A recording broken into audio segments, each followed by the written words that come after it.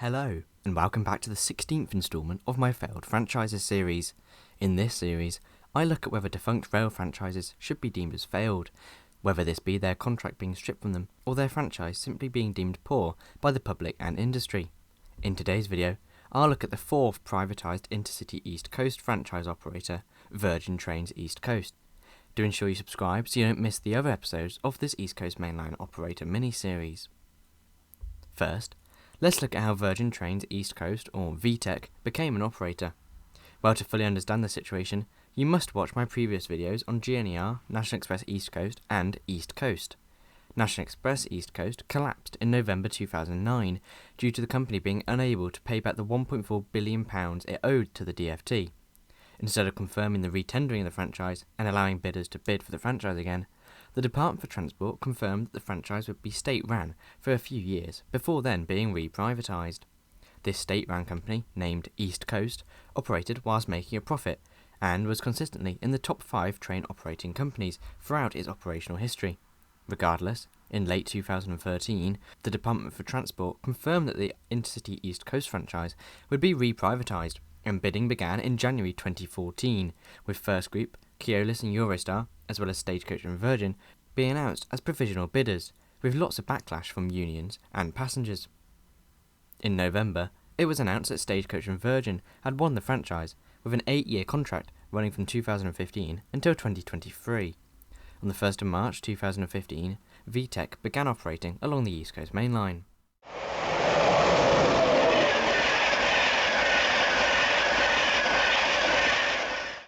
Virgin operated regular services from London King's Cross towards Leeds, York, Newcastle, Edinburgh and Glasgow via stations such as Peterborough and Doncaster. Virgin used lettered routes for their main timetable, having letters A to D. The A route ran from King's Cross to Leeds, which ran 2 trains per hour, including several daily services extending to Skipton, Bradford and Harrogate. The B and C routes were the flagship services from King's Cross to Edinburgh, with B being the express service and C being the semi-fast service, both hourly. These were then extended daily to Inverness, Stirling, Sunderland and Glasgow, with 3 King's Cross to Aberdeen services a day. Finally, the D route was the retention of the East Coast service, which ran hourly from King's Cross to Newark, running once every 2 hours towards York, and a daily service to Lincoln and Hull. Amongst these services included 3 named services: the Flying Scotsman to Edinburgh, the Highland Chieftain to Inverness, and the Northern Light service to Aberdeen, although these were all named services that had operated since British Rail. To run the routes, Virgin inherited all of the Intercity 225 sets, as well as 32 HST power cars and 117 Mark III coaches.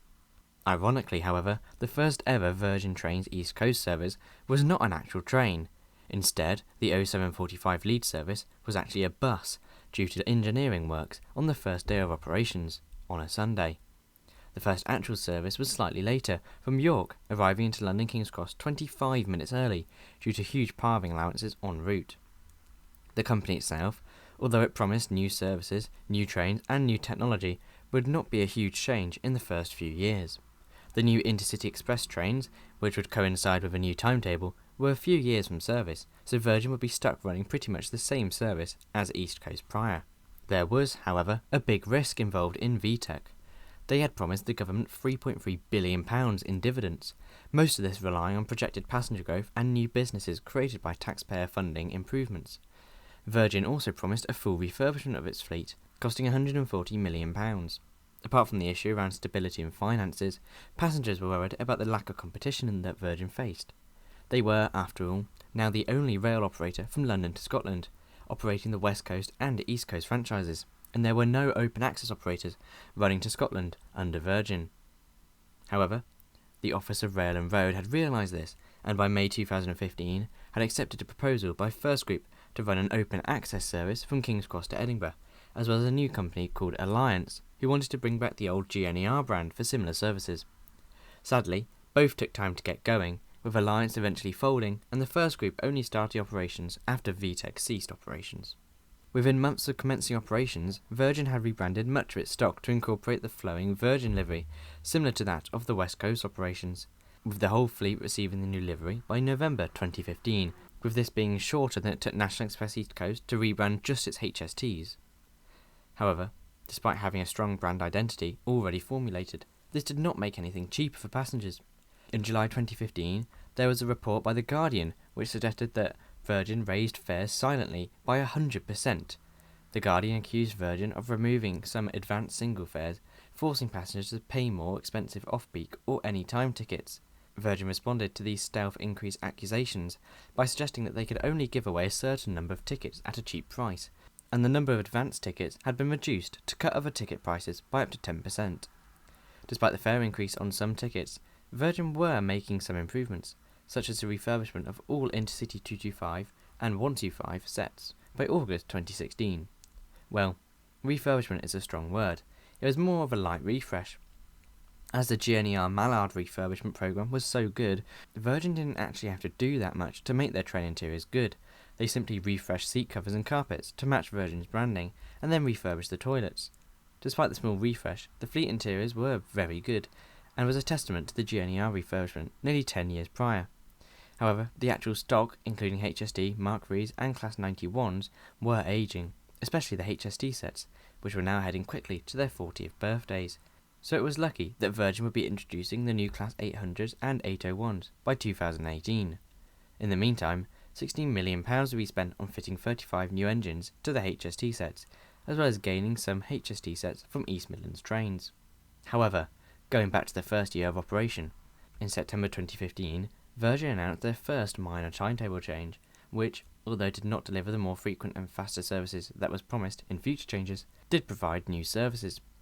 Virgin would introduce a new Sunderland to King's Cross service to compete with the Grand Central one, as well as a new direct Stirling to King's Cross service, rather than the previous service, which required a change at Edinburgh. The December timetable change coincided with punctuality figures reaching 82%, peaking at 87% later in 2016. Elsewhere in 2016, VTEC's first full year of operations, they announced further plans for their new trains, with Virgin announcing in March that the trains would be named Azumas, the name being the Japanese term for East. For the May timetable change, Virgin also confirmed several Newcastle terminating services would be extended from King's Cross to Edinburgh, providing now a half-hourly service between Newcastle and Scotland's capital. However, it wasn't all positive news, as tensions arose between staff and VTEC. In July 2016, it was confirmed that up to 46 Virgin staff could be at risk as the company planned to close ticket offices and reduce station staff. This was slammed by the RMT union and, in August, they confirmed 3 24-hour strikes would commence. Although they were eventually called off, months later, in October, talks collapsed and the RMT called for further strike action, which took place on the 3rd of October 2016. Although 2 other strikes were subsequently called off, the tension between staff, union and management at Virgin was clear to see. More negative press came in August 2016 in the form of Traingate, where Jeremy Corbyn was forced to sit on the floor of a Virgin train service to Newcastle. However, there were several debates between Virgin and Corbyn, with Virgin insisting that there were seats available on the service, releasing edited video footage proving it. However, other footage was released, which revealed that Corbyn was not the only one sitting in vestibules, and that the train was overcrowded, with empty seats being reserved. Despite no overall winner in the Traingate scandal, the overcrowding received nationwide news that was not at all favourable to VTEC. There was, though, some positives in 2016. There had been a 7% increase in cross-border travel following the new Newcastle to Edinburgh services that VTEC had added, with 5,000 more passengers travelling per week than previously. In response, VTEC confirmed overhauls of first-class lounges and menus including at Edinburgh, as well as a further 3 more Edinburgh to London services. Humza Yousaf, then Scotland Transport Minister, welcomed Virgin's proposed improvements and looked forward to working with the company in the future. However, with reports emerging that Virgin repaid the DfT just £204 million in its first year of operation, some were asking whether the future would be under Virgin. The £204 million seems high, but was actually less than the £235 million that East Coast paid, and would not be enough yearly to pay back the over £3 billion Virgin had promised. Regardless, Virgin pressed on, and by January 2017, the final train in the £40 million refurbishment of the 125 and 225 sets had been completed, with new first-class seats being installed in the Mark IV coaches. More work also continued on the new Azuma trains, including tests of the new units, with Virgin confirming introduction from December 2018. In July, Virgin Trains confirmed promotions to 100,000 first-class tickets to try and get people travelling in first class, with tickets costing as little as £35, with a further 400,000 standard class tickets being discounted, with some services from London to Edinburgh costing as little as £20, and Newcastle to Edinburgh services costing under £8. Despite this, things behind the scenes were not as positive, with news outlets reporting in June 2017 that Virgin Trains was on the brink of financial collapse. The June 2017 financial report reported that Virgin had lost £200 million since operations began, as income was below what was expected, with Stagecoach making losses of 11%, while they desperately tried to renegotiate the contract to turn a profit. After the 2017 election, things got worse with, in November, Transport Secretary Chris Grayling announced the franchise would be terminated early in 2020, with a new East Coast partnership company taking over, putting the franchise somewhat back into public hands. Stagecoach blamed the failures on delayed infrastructure improvements by Network Rail, which was then denied, and delays to the new Azuma trains, while the Department for Transport suggested that Stagecoach had made a mistake and overbid for their franchise, with the DfT acknowledging that they had actually made a mistake themselves by accepting Stagecoach's over-ambitious bid. Once again, the East Coast franchise had been a complete mess, but Virgin Trains still had 3 years of operation ahead of them, except they did not. Amidst a report of up to £2 billion of future payments being lost due to the early termination, in June 2018, the DfT confirmed that VTEC would be nationalised under an operator of last resort to rescue the dire situation, with Virgin Trains very close to collapsing. And thus, on the 24th of June 2018, the new operator of last resort, called London North Eastern Railway, took over operations.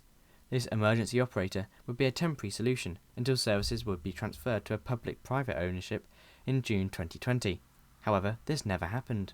So then, a third private operator had collapsed on the East Coast Mainline since privatisation. First, GNER, then National Express East Coast, and finally, Virgin Trains East Coast. How was it allowed to happen under Virgin? And how was it allowed to happen again? Clearly, the East Coast Mainline was just never a route meant for privatisation, and the DfT should have seen the huge financial successes of East Coast and kept that as an operator.